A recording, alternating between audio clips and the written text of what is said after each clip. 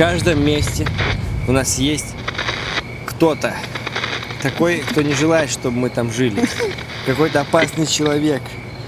Помните этого убийцу?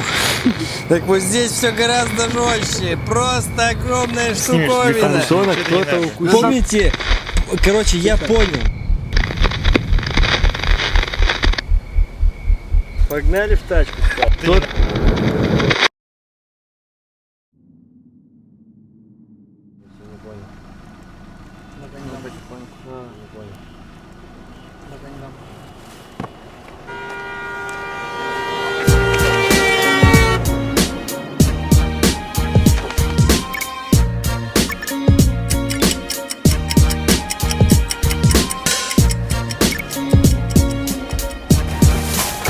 Всем доброе утро! И сейчас вы стали свидетелями уникальной вещи. Посмотрите, пробка движется. Подобное явление можно увидеть всего лишь раз в 3 часа. Так что поздравляю вас, это, по-моему, ну как минимум гораздо круче, чем разрекламированная суперлуния. На данный момент мы в пробке уже 14 часов. С самого начала затора мы все всячески предлагаем Лёше поменяться, но он настоятельно отказывается.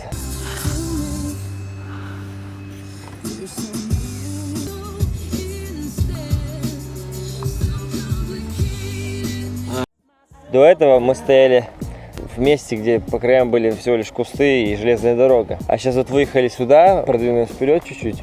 И тут вот видны разные заливы, есть такой пляжик. Но купаться мы здесь не рискнули с Димой, потому что тут травка какая-то.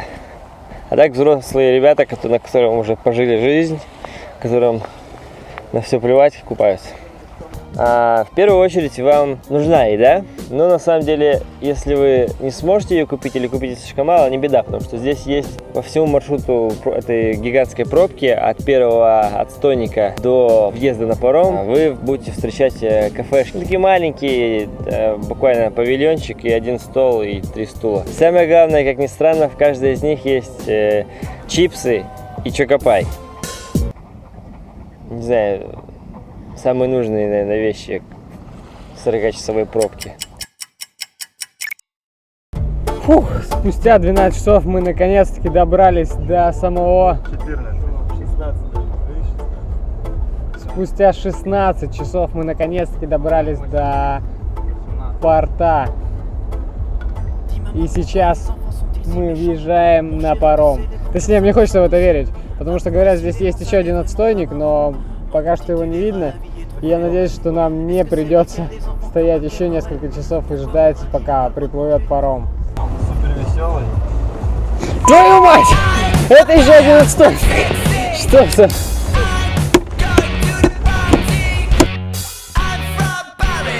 Что очень приятно удивило, это то, что когда мы заехали на досмотр, несмотря на то, что здесь все очень усталые и люди ждут там по несколько суток бывает, все работники очень вежливые. Вот сейчас нам объяснял представитель власти, куда нам именно подъехать нужно и как нам встать, и на удивление, прям как будто бы мы не в нашей родной стране. Вон впереди уже виднеется паром, между прочим. 3-этажный. Вот это да! Мы находимся во втором отстойнике Порт Кавказ. Это уже финальное место, где вы ждете посадки на 2 огромных парома. Один большой, второй чуть поменьше.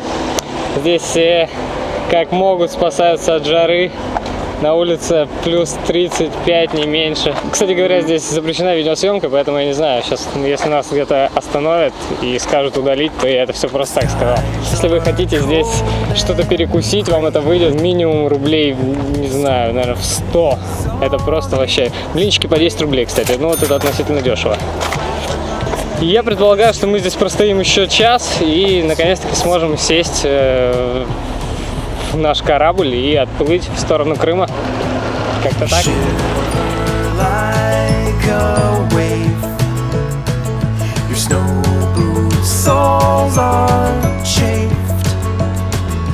Left your heart in paradise. You left it all to roll the dice with me. And and I will shake away the cloudy desire. We'll put our toes up to the fire, and I will sing your cares away.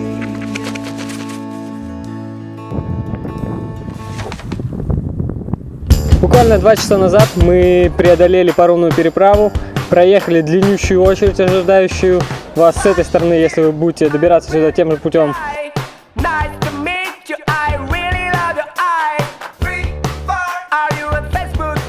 Не верится, но мы наконец добрались. Республика Крым, друзья. Море, горы, солнце и главное душ, потому что уровень влажности слишком высок. Я бы сказал, мокрые парни.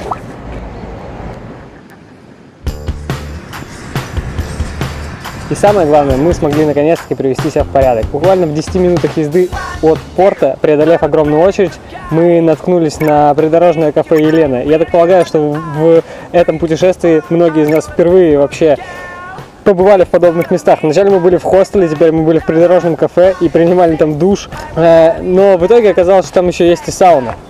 Между прочим, с бассейном. Сауна с бассейном. И это все обошлось нам на 480 рублей.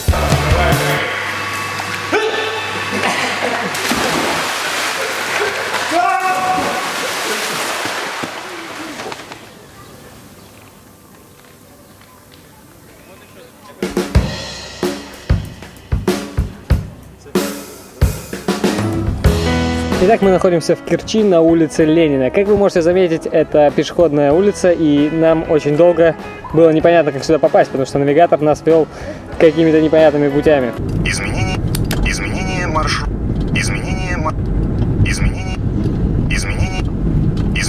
Поворот налево. По-моему, это тупик, пацаны. Но сейчас мы припарковали свою тачку и решили немного прогуляться по центральной улице.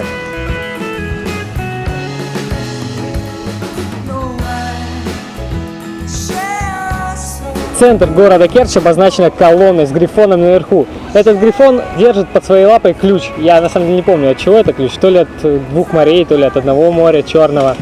Еще одной особенностью является то, что под этой колонной собрана земля со всех городов-героев. В капсулах. Под колонной. Что еще? Чисто Димон загонял меня. Говорит, бегай по лестницам, туда-сюда. Вообще, на самом деле, я очень рад, что мы наконец добрались до первого морского города. Я обожаю море и тем более морские города. Знаете, тут постоянно то вверх, то вниз, вниз к морю, наверх к какой-нибудь улице. Вот сейчас мы поднимаемся по огромной лестнице на гору Митридат. И это, по-моему, похоже на фильм «Рокки Бальбоа».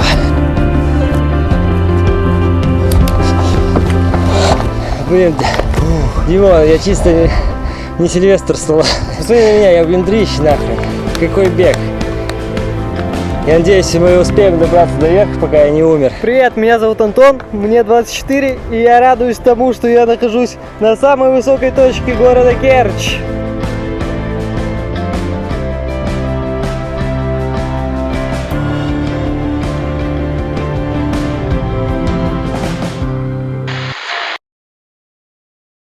Меня ли вы просили, чтобы Дима снял нас тут?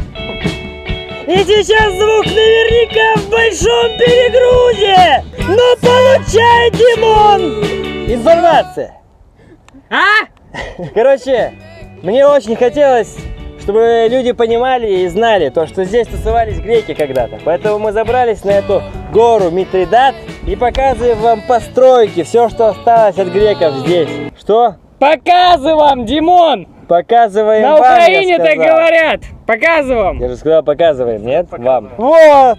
Греческие постройки. Понял? А теперь Антон прокомментирует их. Мы договорились говорить на расслабоне, но не очень получается, по-моему. Достаточно напряжение, по-моему, напряжение по максимуму. Дима достал, я ухожу с проекта. Нам местная дама рассказала, которая работает журналистом, она нам рассказала про то, что местные все говорят в Керчи, а гиды, которые водят туристов русских, настаивают на том, что нужно говорить в Керчи.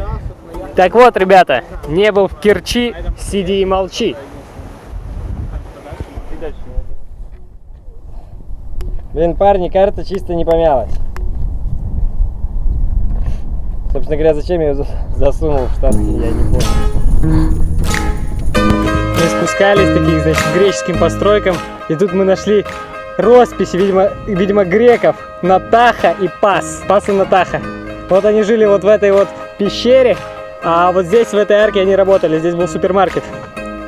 Вот там бордель был, тут супермаркет, а вот там вот там вот, где ты видишь людей, там, значит, полис-департамент был.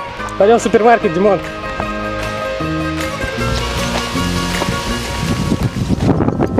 Говоря без шуток, мы сейчас находимся в единственной оставшейся в живых арке старинного греческого города.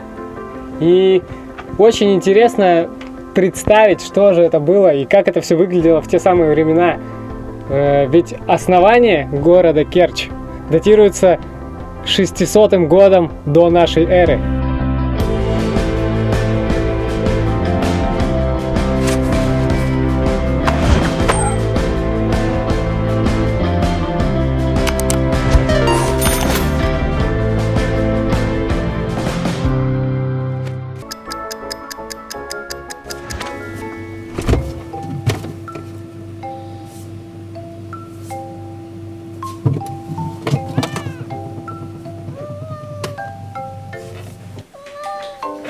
Я улыбаюсь. Свои зубы. Сегодняшняя ночь была особенной. И это не потому, что мы спали больше, чем 4 часа, хотя фактически мы поспали часов 6, а потому, что она нам в очередной раз показала, что вокруг нас очень много хороших людей, которые готовы протянуть руку помощи. Вас типа баллотируются в Керчи? Ну, типа да, наверное.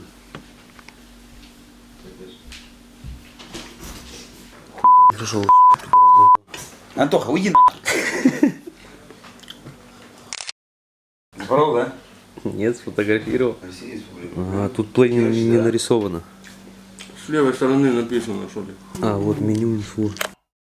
Для меня это каждый раз что-то удивительное, когда мы знакомимся с какими-то новыми людьми, находишь вот эти вот, знаете, точки соприкосновения, когда вам есть о чем поговорить. Так вот, главный совет: никогда не стесняйтесь подходить к людям на улице. И именно таким образом мы сейчас находимся здесь. В первую очередь, мы, конечно же, нашли нового друга. С пацанами врываемся. С Керчи. Меня зовут Сергей Шварц. Я родом из Керчи. Такой очень забытый город.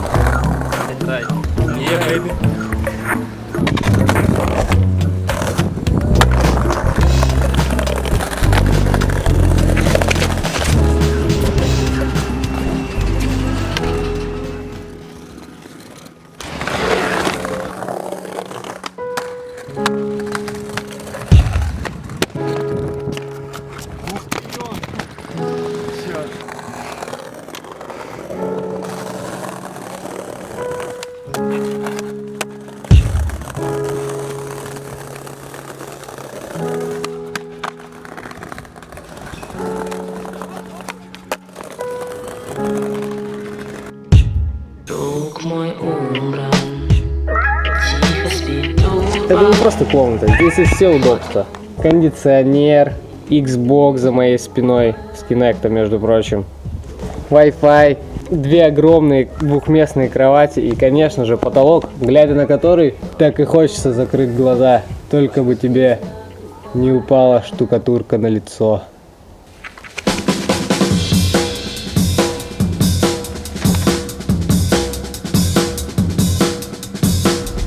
Друзья, это просто жесть. Мы только что променяли теплую кровать, уютный, гостеприимный дом нашего кореша Сережи из Керчи на что-то непонятное, неизвестное и неизведанное.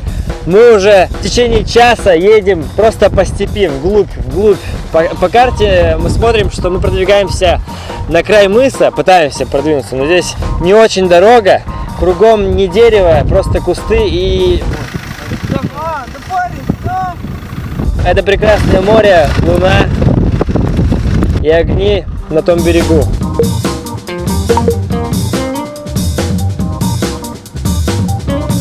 Вопреки нашим ожиданиям, наша замечательная тачка Opel Combo, эта желтая гонка с турбированным движком, оказалась слишком низкой для этих дорог. И несмотря на то, что Лехич один из самых опытных водителей, которых я знаю, мы постоянно цепляем пузом эти просто непроходимые две колеи. Возможно, мы за этот сезон первые люди, которые здесь побывали.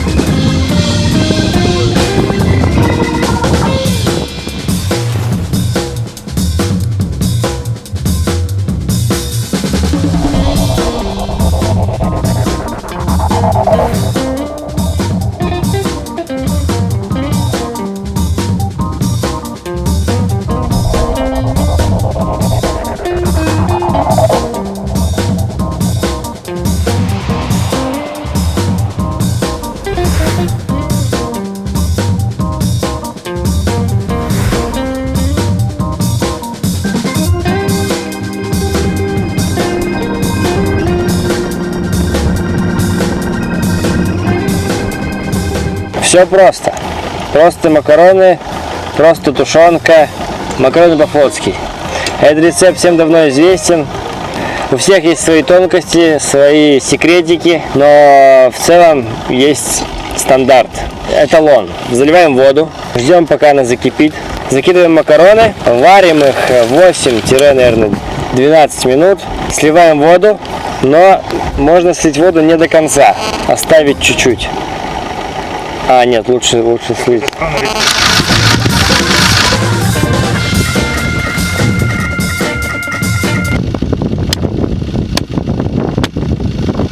И вот с этой штукой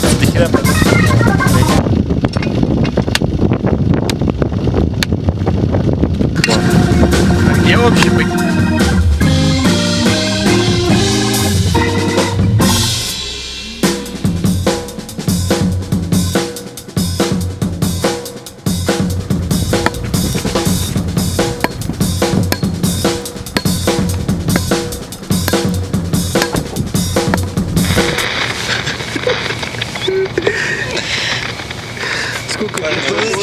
Ужасный инцидент, друзья. Очень страшно. Мне так тяжело сейчас об этом говорить, потому что я прижат просто весь вот так.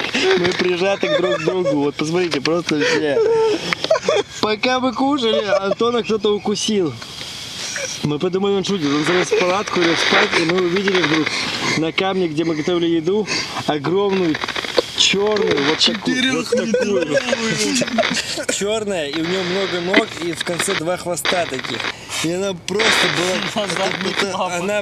Это убийца. В общем, дело вот в чем. Не тыкай меня! Димон тыкает меня уже час! У нас жались сзади штуки жались. Вот у меня сейчас вот так сзади. Маленькая штука проползла, и она ползла здесь, вы видели. Мы просто ее, все хорошо. 4 парней, блин, просто 4 взрослых парней, и тут куча... Да!